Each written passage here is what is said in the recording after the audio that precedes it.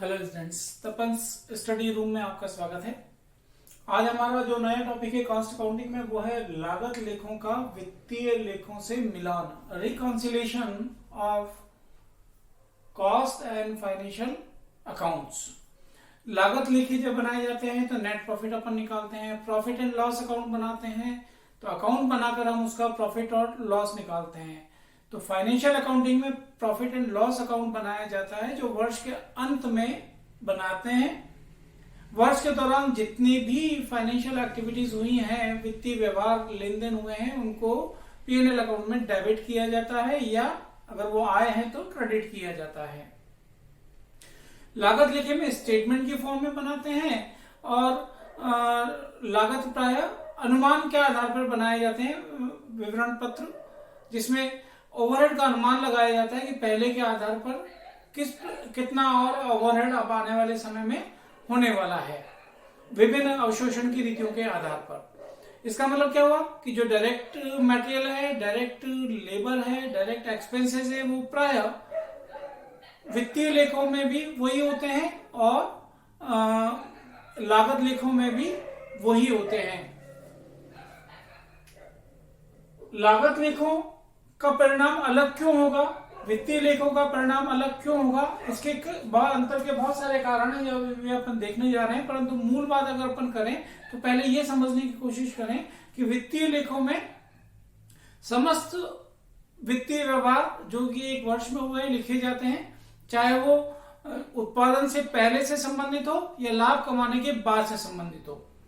लेकिन लागत लेखों में रॉ मटेरियल परचेज से लेके यानी उत्पादन की प्रथम क्रिया प्रारंभ होने से विक्रय तक के जो व्यय हैं वो उसमें लिखे जाते हैं और लाभ उसके आधार पर ज्ञात किया जाता है। इसका मतलब कुछ चीजें ऐसी हैं जो वित्तीय लेखों में लिखी जाती हैं और लागत लेखों में नहीं लिखी जाती, और कुछ चीजें ऐसी हैं जो लागत लेखों में अनुमान के आधार पर लिखी जाती हैं, रीतियों के आधार पर कैलकुलेशन करके उनको वैल्यू को हम लिखते हैं। तो इसी कारण से जो परिणाम प्रदर्शित होता है प्रॉफिट एंड लॉस में नेट प्रॉफिट, और कॉस्ट अकाउंटिंग में या स्टेटमेंट ऑफ कॉस्ट में जो नेट प्रॉफिट है उसमें अंतर आता है। तो परिणाम में अंतर आता है तो उसके अंतर के कारण कौन कौन से हैं और उसका मिलान वापस कैसे किया जा सकता है कि एक अकाउंट का लाभ लेके उसमें कुछ मदों का समायोजन अपन कर लें तो जो अंतर के कारण थे उनका समायोजन अगर अपन कर ले तो दूसरे वाले अकाउंट का लाभ ज्ञात हो जाए।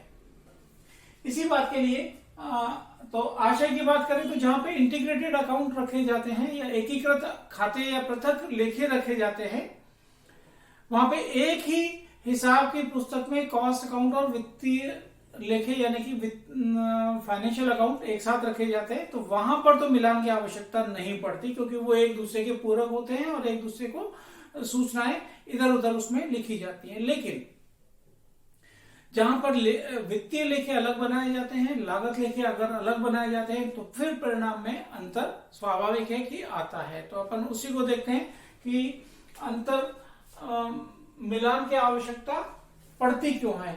तो मिलान की आवश्यकता इसलिए पड़ती है कि लागत लेखों की शुद्धता की जांच हो जाती है, इससे लागत ज्ञात करने और उसके नियंत्रण करने में सहयोग मिल जाता है, ऊपरी व्ययों का न्यूनावशोषण हो रहा है या अत्यावशोषण हो रहा है ये ज्ञात हो जाता है, अंतर के कारणों का भी ज्ञात हो जाता है और आंतरिक नियंत्रण में भी सुविधा होती है। इन कारणों से समाधान पत्र या मिलान पत्र को बनाने की आवश्यकता होती है। अब देखें अंतर के कारण। अंतर के कारण कौन कौन से होते हैं, तो जैसे मैंने अभी बोला केवल वित्तीय लेखों में लिखी जाने वाली व्यय की मदें होती हैं, कुछ जो पूर्णतः वित्तीय मद हैं जो केवल फाइनेंशियल अकाउंट में लिखी जाती है, कॉस्ट अकाउंटिंग में नहीं लिखी जाती, यानी कि कॉस्ट अकाउंटिंग में कम लिखी जाती है, यूं भी बोल सकते हैं अपन। वो मदें कौन सी हैं जो उसमें लिखी जाती हैं, जैसे कि प्रारंभिक व्यय, अभिगोपन कमीशन, अंश निर्गमन पर बट्टा, सभी प्रकार के आयोजन और संचय जो उसमें लिखे हुए होते हैं, पूंजीगत व्यय जो वित्तीय लेखों में लिखे जाते हैं, केवल अमूर्त संपत्तियों का अपलेखन जो भी राइट ऑफ करते हैं, अपलेखन करते हैं, वो वित्तीय लेखों में होता है तो वो अपलेखन, अंश हस्तांतरण व्यय है ना, शेयर ट्रांसफर एक्सपेंसेस, फीस नहीं, फीस इनकम है, व्यय अगर है तो वो, ऐसे ही जुर्माना है, अर्थदंड है, ये सारी जो मदें हैं ये वित्तीय लेखों में लिखी जाती है। दान, चंदा, आयकर, चुकाया गया लाभांश, लाभांश के आय कमाने के बाद के जो व्यय है, जैसे लाभांश है, प्रपोज डिविडेंड है या पेड डिविडेंड है, या ट्रांसफर टू एनी रिजर्व है, कोई प्रोविजन बना लिया है, संचय बना लिया है, तो ये सारे मतलब वो हैं जो केवल वित्तीय लेखों में लिखी जाती है। हम आगे कारण अंतर के कारण और देखते हैं, परंतु मैं एक बार इसका समायोजन कैसे करते हैं वो भी साथ में समझ लें, ताकि जब हम आगे की मदों को पढ़ें तो अपने दिमाग में ये भी चलता रहे कि अल्टीमेटली इसका समायोजन कैसे करेंगे। तो जब हम समाधान पत्र बनाते हैं तो लागत लेखे का लाभ आधार बनाते हैं, है ना। अपने दिमाग में आप ये कल्पना कीजिए कि P&L अकाउंट फॉर्म जैसे बना हुआ है कि ग्रॉस प्रॉफिट कैसे निकालते हैं, नेट प्रॉफिट कौन से निकालते हैं, मदे कौन सी लिखते हैं अपन ट्रेडिंग अकाउंट में और P&L अकाउंट में।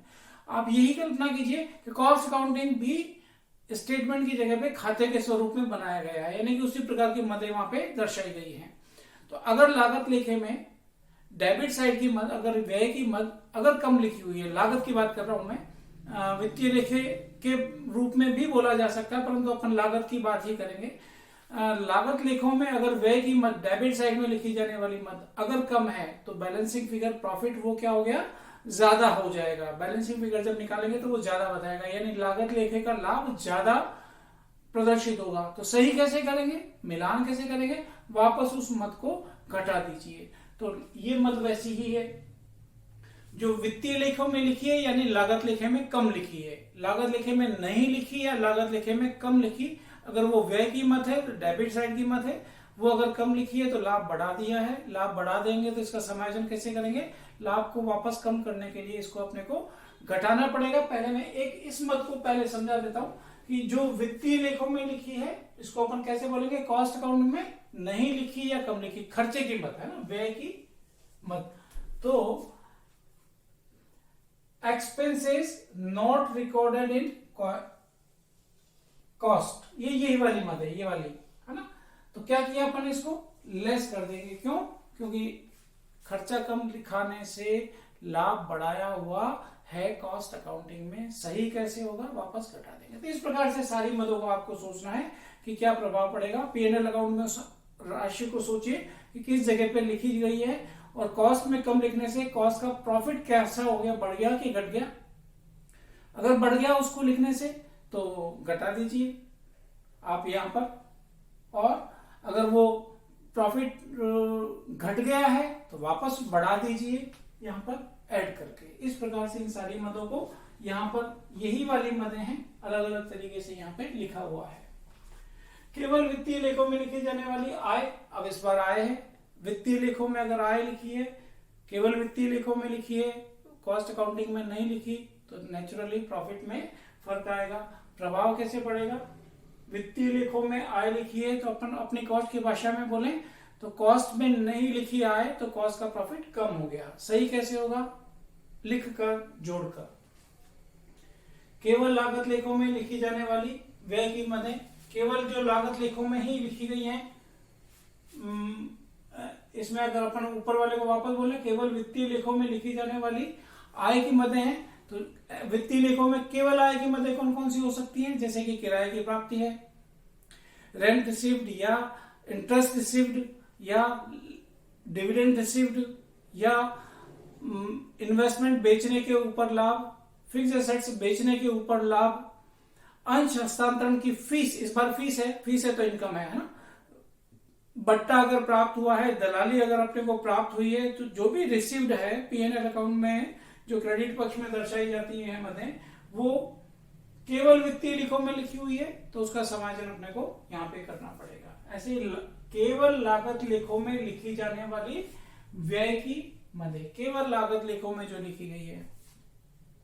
तो जैसे कि वित्तीय लेखों में अनुमान के आधार पे कोई व्यय नहीं लिखते हैं, वास्तव में अगर वो फाइनेंशियल ट्रांजैक्शन हुआ है तो लिखते हैं। लेकिन लागत लेखों में ऐसा हो सकता है, स्वयं के भवन का उचित किराया उसमें लिखा हुआ हो सकता है, स्वामी की पूंजी के ऊपर ब्याज उसमें लिखा हुआ हो सकता है, स्वामी को वेतन अगर दिया गया है तो वो भी उसमें लिखा हुआ हो सकता है। तो rent, interest on owner's capital, salary to owners. तो ये मदें हैं जो कि केवल लागत लेखों में लिखी जाती है, ये भी अंतर का कारण है। ऐसे ही अगर स्टॉक का न्यून मूल्यांकन हुआ है ना, न्यून मूल्यांकन हुआ है, इसके कारण से लागत लेखों में अंतर आता है वित्तीय लेखों के प्रॉफिट की तुलना में। ऐसे स्टॉक का अधिमूल्यांकन किया गया है लागत लेखों और वित्तीय लेखों में, अगर फर्क आया और इसमें लागत में अधिमूल्यांकन किया गया है तो भी अंतर आता है। अब आप देखिए यहाँ पे क्या लिखा हुआ है, एक शब्द न्यून। न्यून का मतलब कम, अंडर वैल्यूएशन। अंडर वैल्यूएशन अगर ओपनिंग स्टॉक में हुआ है कॉस्ट अकाउंटिंग में, तो क्या हुआ, लागत लेखे में डेबिट साइड में लिखी जाने वाली मद अगर कम लिखी हुई है, ओपनिंग स्टॉक को डेबिट साइड में लिखते हैं ना, कम लिखी हुई है तो लाभ को बढ़ाया हुआ है, लाभ बढ़ा हुआ है, लाभ पे प्रभाव क्या है, लाभ बढ़ा हुआ है। तो अब अपन इसका सही कैसे करेंगे, लाभ को घटा के। तो एक मैं इसको भी वापस यहां पे बोल देता हूं, under valuation in opening stock का समायोजन कहां करेंगे, ये रहा देखो, under valuation in opening stock. इसको अपन क्या करते हैं, लेस करेंगे। लेस करेंगे क्यों करेंगे, क्योंकि डेबिट साइड में लिखी जाने वाली मद अगर कॉस्ट अकाउंटिंग में कम है तो प्रॉफिट बढ़ाया हुआ है। ठीक है, ऐसे ही क्लोजिंग स्टॉक का न्यून मूल्यांकन है तो उसको प्लस कर देंगे। अधिमूल्यांकन अगर ओवर वैल्यूएशन अगर किया गया है ओपनिंग स्टॉक का, डेबिट साइड में ज्यादा बता दिया तो प्रॉफिट को कम किया, प्रॉफिट को कम किया तो सही करने के लिए क्या करेंगे, वापस से जोड़ देंगे और इसको घटा देंगे। तो इस प्रकार से हम समायोजन करते हैं स्टॉक का। आगे देखिए मूल्यह्रास, डेप्रिसिएशन।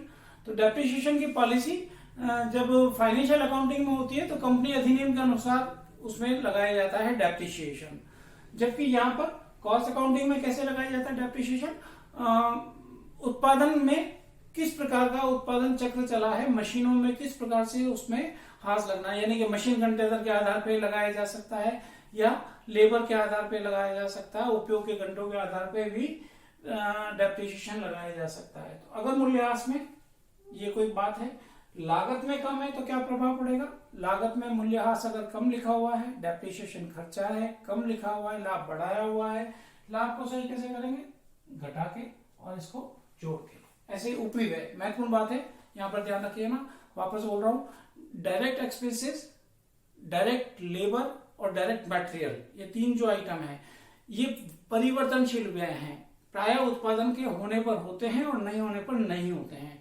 तो इनमें अंतर की गुंजाइश कम है।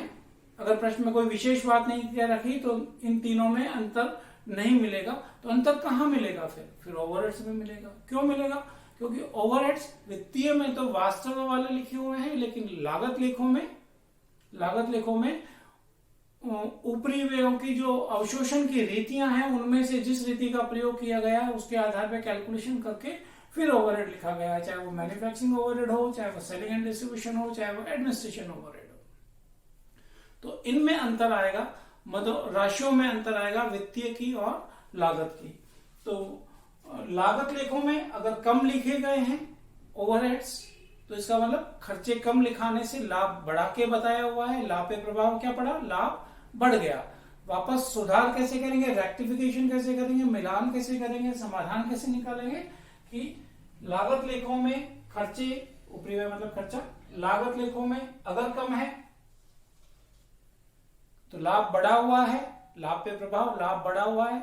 सुधार कैसे करेंगे, मिलान कैसे करेंगे, लाभ को कम करके, लाभ को कम कैसे करेंगे, लेस करके, लेस कर देंगे यहाँ पर किस बात को, देखो इसी को अगर अपन बोले तो ऊपरी व्यय जो लागत लेखों में कम है यानी कि अंडर एब्जॉर्प्शन ऑफ ओवरहेड्स, ये यहां पर है, इसको क्या किया है, इसको आपने लेस किया है।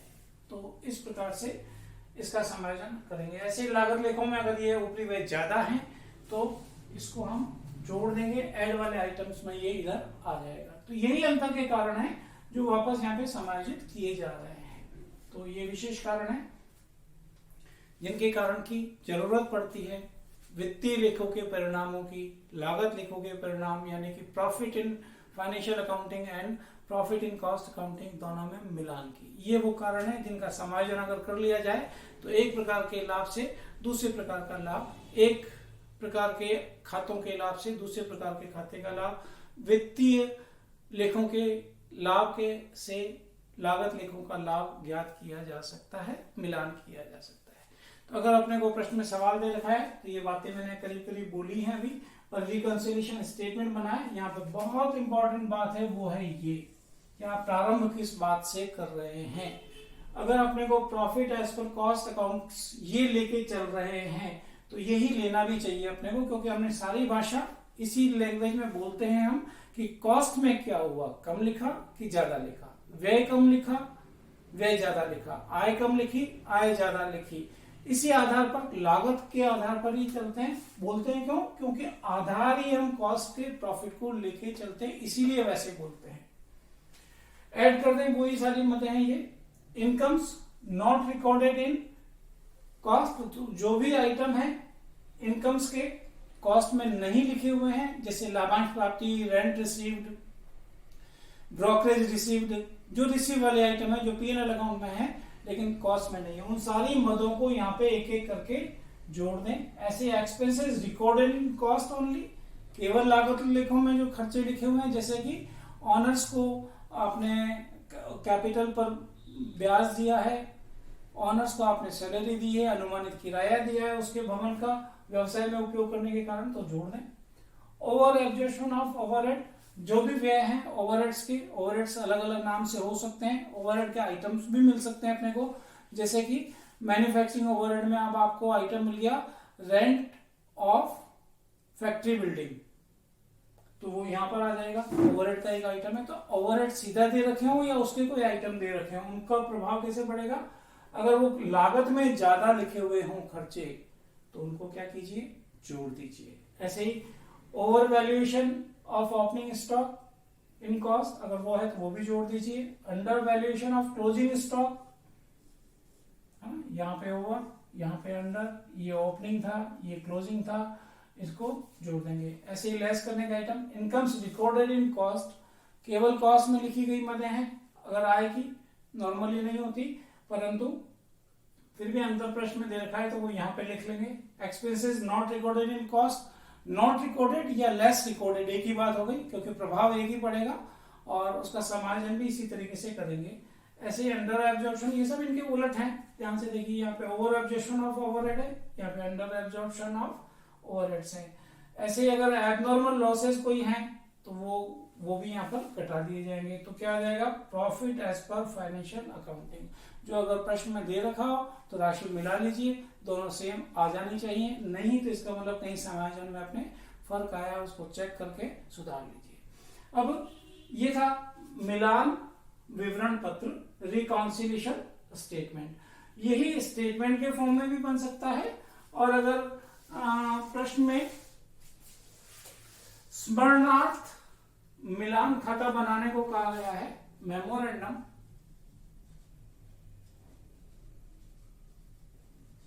रिकॉन्सिलिएशन